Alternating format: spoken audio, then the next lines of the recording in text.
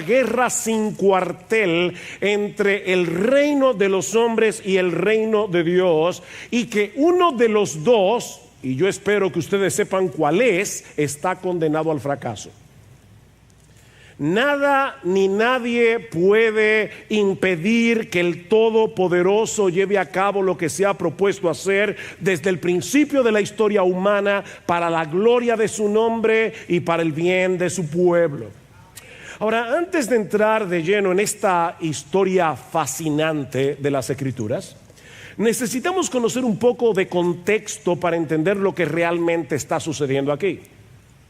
Tan pronto Dios crea al hombre a su imagen y semejanza, en Génesis capítulo 1, versículos 26 al 28, Dios les hace saber que su propósito era esparcirlos por toda la tierra. El hombre recién creado tenía la responsabilidad de llenar la tierra de imágenes vivientes de Dios a través de la procreación, para cuidar y cultivar la tierra. Y a pesar de que en Génesis capítulo 3 Adán y Eva deciden rebelarse contra la autoridad de Dios y proclamar su autonomía, ese propósito original permanece, y eso lo vemos claramente después del diluvio en Génesis capítulo 9, tanto en los versículos 1 como en el versículo 7. Dios le dice a los hijos de Noé que ellos deben ser fecundos, multiplicarse y llenar la tierra. Otra vez, cuando llegamos al capítulo 10,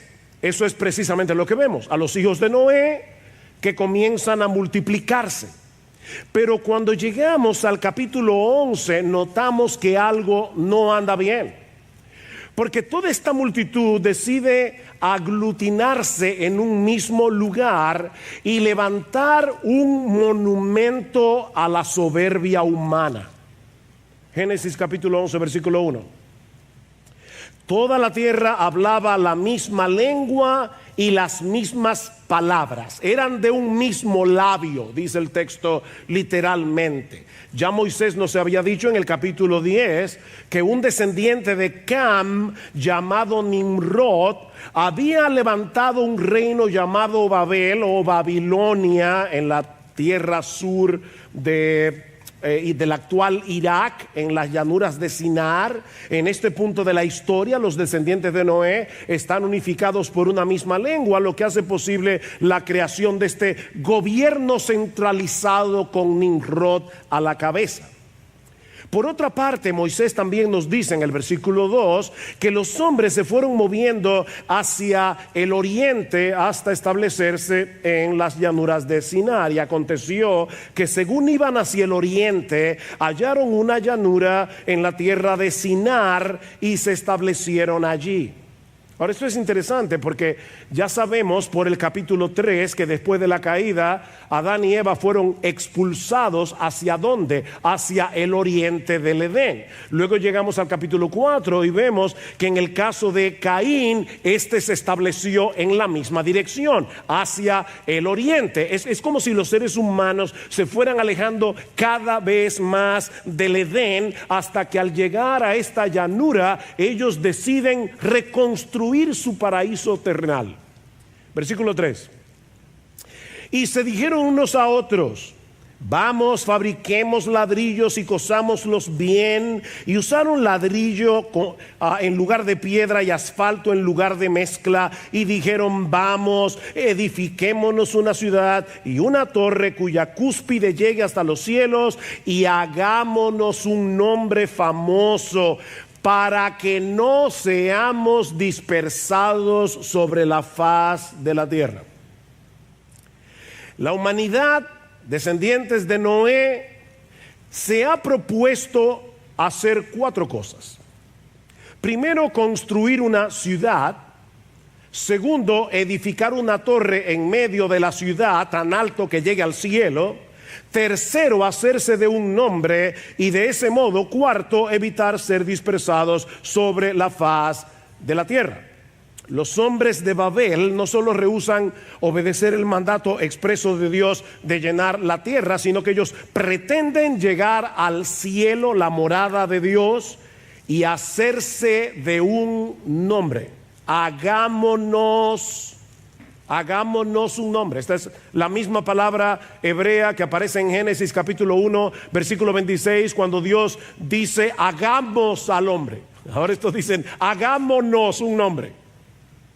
El propósito original de Dios era llenar la tierra de su gloria a través de los portadores de su imagen, pero el propósito de estos hombres es quedarse en Sinar y construir un monumento para su propia gloria. Hagámonos un nombre famoso. Hay muchos detalles en esta historia, hermanos, que yo quiero que ustedes noten. En la Biblia, solo Dios se nombra a sí mismo. Porque hay un elemento de jerarquía en el hecho de yo ponerle nombre a algo o ponerle nombre a alguien. Tú nombras lo que te pertenece. Por ejemplo, en el capítulo 1 del Génesis es Dios el que le pone nombre a las cosas que ha creado. En Génesis capítulo 2 Dios le ordena a Adán que le ponga nombre a los animales, y al final de ese mismo capítulo Dios le provee a Adán de una ayuda idónea, y es Adán cabeza el que le pone nombre a Eva. Y en los capítulos 4 y 5 vemos que son los padres los que les ponen nombres a sus hijos. Pero la generación de Babel quiere ponerse un nombre ellos mismos. Ellos quieren hacerse de un nombre por sí mismos. ¿Se dan cuenta, mis hermanos, que esto es mucho más que un proyecto de construcción? En Babel nosotros volvemos a escuchar el eco de la voz de la serpiente en el huerto del Edén. Seréis como Dios. Desde Génesis 3, el hombre pretende ser Dios, o al menos ser tratado como si lo fuera. Un ser autónomo, capaz de hacer su propia voluntad, de establecer su propio reino por encima de la voluntad y del reino de Dios. De manera que los hombres de Babel no están tratando simplemente de construir una ciudad y de edificar una torre. El plan es levantar un reino que se oponga al reino de Dios. Babel representa una declaración de autonomía de parte de una humanidad rebelde. Si la intención de Dios era llenar la tierra de portadores de su imagen, para la gloria de su nombre, para la felicidad de sus criaturas, la generación de Génesis 11 pretende quedarse en el mismo lugar, buscar significado y seguridad en sus propios logros y levantar un monumento para su propia exaltación. Pero si algo aprendemos en las Escrituras es que hay un solo soberano universal cuya voluntad siempre prevalece. Uno solo.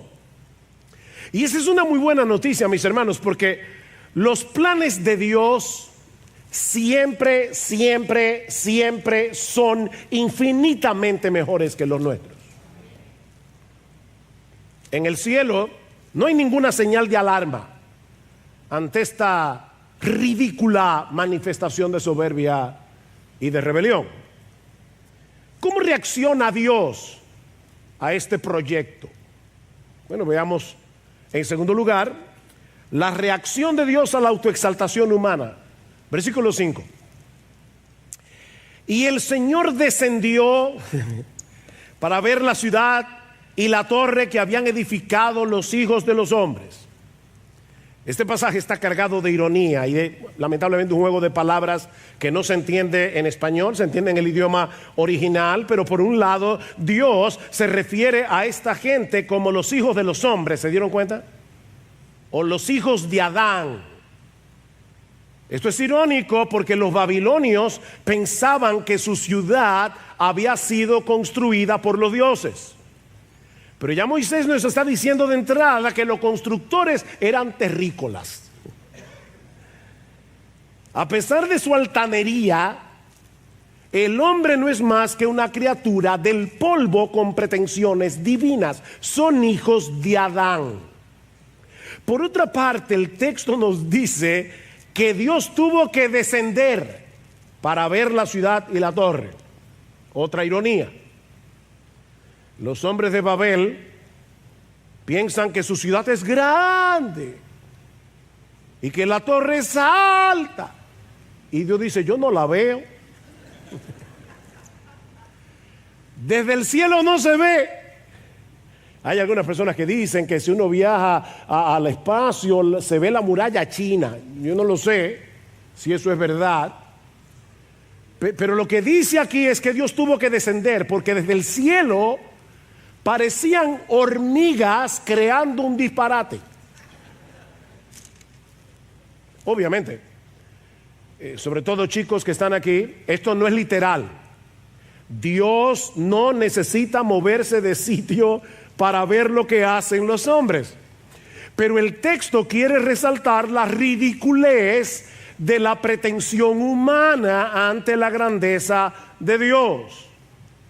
Dice el profeta Isaías que las naciones le son como la gota de agua que cae del cubo y como menudo polvo en las balanzas le son estimadas. Que son todas las naciones juntos para Dios. Una gota de agua, ustedes han visto cuando están limpiando la casa y del cubo se cae una gota de agua. Bueno, esas son todas las naciones juntas delante de Dios. Una mota de polvo, nada. Y más adelante sigue diciendo, Él está sentado sobre el círculo de la tierra, cuyos moradores son como langostas. Él convierte en nada a los poderosos y a los que gobiernan la tierra hace como cosa vana. Hablando en un lenguaje actual, la ONU, la OEA, la OTAN y toda cualquier otra organización que tú te puedas imaginar, aunque parecen grandes torres, organismos poderosos que están jugando al ajedrez con todos nosotros y que hacen lo que les da la gana, para Dios son nada. Nada. Todas juntas son como la gota que se cae del cubo. Y el poder de todas esas naciones llegará hasta donde Dios le permita llegar. Una humanidad rebelde conglomerada para alcanzar un mismo propósito es un problema, y no para Dios, para nosotros, los hombres. Un gobierno mundial de pecadores, como algunos pretenden eliminar todas las fronteras, hacer un gobierno mundial de pecadores, eso no es un sueño, eso es una pesadilla. Había que diluir esa concentración de maldad. Y eso es lo que hace Dios. Versículo 6. Y dijo el Señor, he aquí son un solo pueblo y todos ellos tienen la misma lengua y esto es lo que han comenzado a hacer y ahora nada de lo que se propongan hacer les será imposible. ¿En qué sentido? Bueno, como dice un comentarista, si ellos logran su propósito, sus corazones babilónicos llegarían a ser impenetrables e irremediables. Así que Dios tiene que hacer algo. Versículo 7. Vamos, es la misma palabra que usaron aquellos, bajemos y allí confundamos su lengua para que nadie entienda el lenguaje del otro. De nuevo Dios desciende para confundir los idiomas y obligarlos a dispersarse. Versículo 8, así los dispersó el Señor desde allí sobre la faz de toda la tierra y dejaron de edificar la ciudad. Por eso fue llamada Babel, porque allí confundió el Señor la lengua de toda la tierra y de allí los dispersó el Señor sobre la faz de toda la tierra. Lo que ellos rehusaron hacer voluntariamente, tuvieron que hacerlo a la fuerza. Y el gran nombre que buscaban para sí mismos termina siendo una humillación, un recordatorio de su propia necedad. Dice en el versículo 9 que la ciudad fue llamada Babel y esto significa confusión. ¿Por qué? Porque allí confundió el Señor la lengua de toda la tierra. Mis hermanos, los miles de idiomas y dialectos que existen en el mundo no son una manifestación de la capacidad humana para inventarse tantas formas distintas de comunicación. No, mis hermanos, esto no es un logro, esto es un recuerdo de nuestra necedad. y de que la voluntad de Dios siempre termina imponiéndose sobre toda rebelión. Dios es Dios.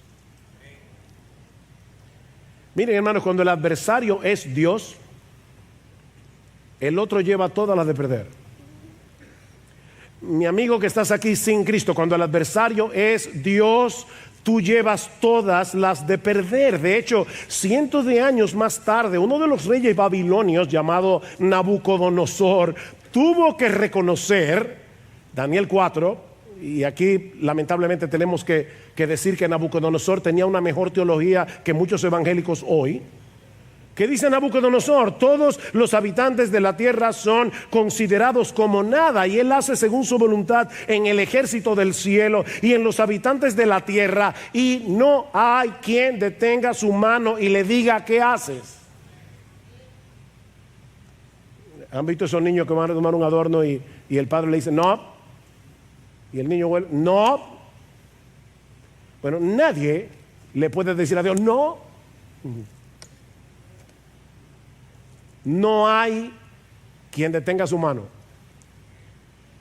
No hay quien lo llame a cuentas y le pregunta ¿qué haces? Los hombres de Babel decidieron quedarse en un mismo lugar, hacerse de un nombre, llegar hasta el cielo. Al final terminan dispersos y sin poder entenderse unos con otros. Y aunque este pasaje no contiene una promesa explícita de gracia, como de hecho sí ocurre en cada uno de los juicios que encontramos en el libro del Génesis hasta el capítulo 11, yo creo que la misericordia de Dios se manifiesta en el juicio mismo. Hermanos, yo repito esto de nuevo. Si los hombres de Babel hubieran tenido éxito en establecer en la tierra un reino secular globalizado, para usar una palabra que está de moda, que abarque a todo el mundo, no habría habido lugar para el establecimiento del reino de Dios. Pero Dios tiene un plan con este mundo rebelde. Y eso lo vemos inmediatamente después de Babel con el llamamiento de Abraham. Ya leímos Génesis capítulo 12, versículos 1 al 3. Y el Señor dijo a Abraham: vete de tu tierra, de entre tus parientes y de la casa de tu padre, a la tierra que yo te mostraré. Haré de ti una nación grande, te bendeciré, yo engrandeceré tu nombre y serás bendición. Bendeciré a los que te bendigan, al que te maldiga maldeciré, y en ti serán benditas todas las familias de la tierra. Lo que los hombres de Babel querían lograr por sí mismos, Dios promete dárselo a Abraham de pura gracia y bendecir a todas las naciones que surgieron de Babel a través de uno de los descendientes de Abraham. Dios mismo habría de unificar a gente de todo pueblo, lengua y nación, pero no alrededor de una torre, no a través de un gobierno mundial centralizado.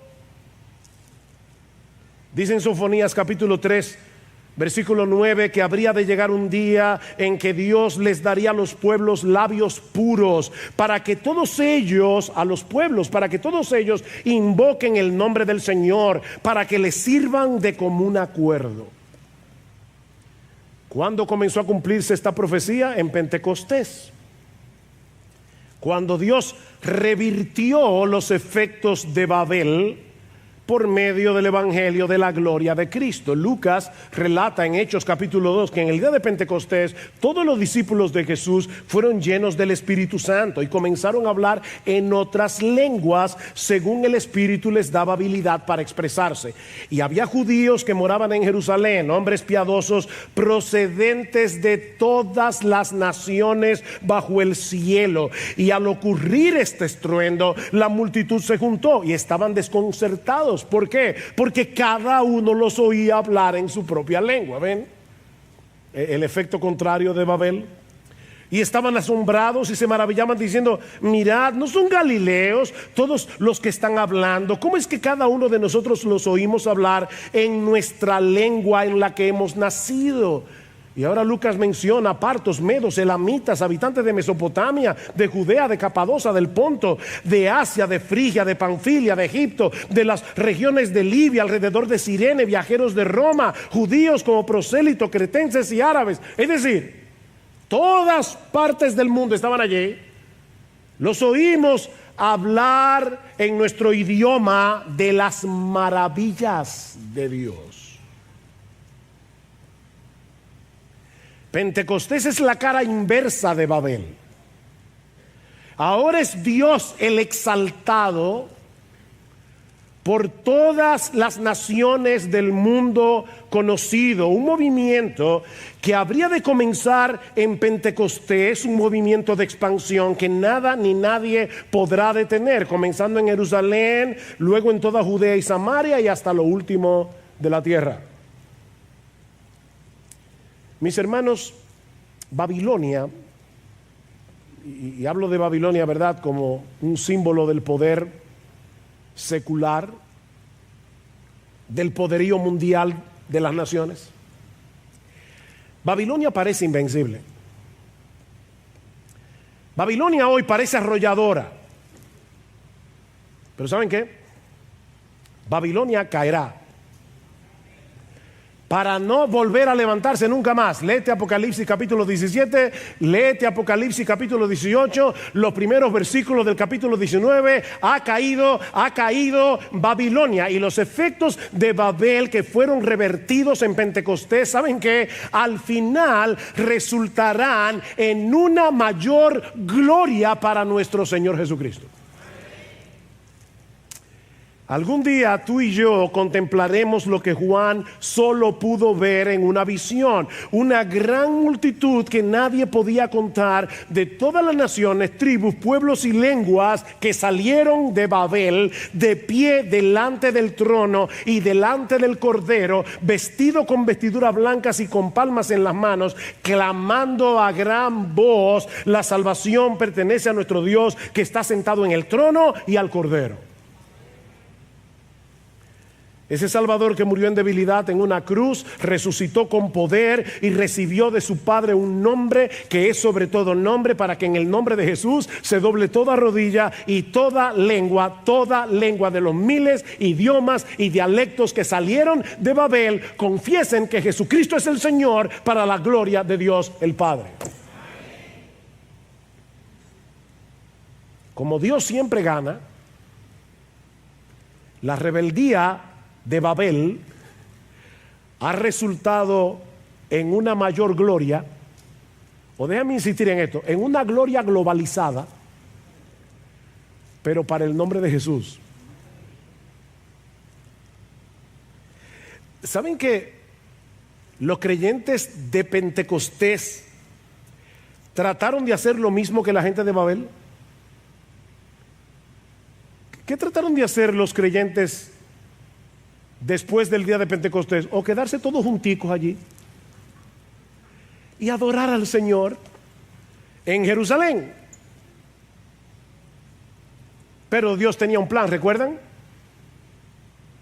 Llenar la tierra de sus imágenes vivientes. Así que Dios tuvo que esparcirlos otra vez, levantando ahora una persecución. Y este evangelio del reino se predicará en todo el mundo como testimonio a todas las naciones, y entonces vendrá el fin. Ese es el plan. Este fin de semana, ya lo dijimos, el Señor nos ha dado el privilegio de acoger entre nosotros a pastores y líderes que han venido al intensivo pastoral, porque estamos interesados en lo que Dios está haciendo en otras provincias de su reino. Porque, mis hermanos de IBCJ, todo creyente debe estar interesado en el movimiento misionero. Todo verdadero creyente tiene que estar interesado en la expansión del evangelio. Si no vas tú, debes ayudar a los que van, o orar por aquellos que ya están allí predicando el evangelio. Por eso es importante esta actividad. No es para nosotros bendecir a otros, es que nosotros somos bendecidos al palpar de una manera más cercana que el Evangelio no se circunscribe a estas paredes. Gracias al Señor por hombres fieles que están predicando el Evangelio en otros lugares, y algunos de ellos en lugares muy difíciles. Queridos pastores y líderes que vinieron al intensivo, nosotros sabemos que muchos de ustedes están en lugares difíciles.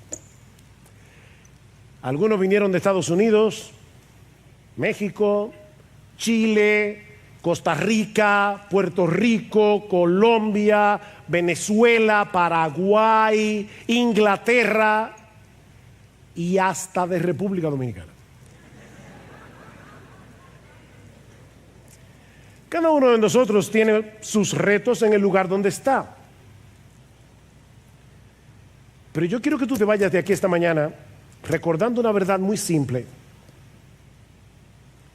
El Evangelio sigue siendo poder de Dios para salvación. Creyentes de IBCJ, el Evangelio sigue siendo poder de Dios para salvación. Mis hermanos, el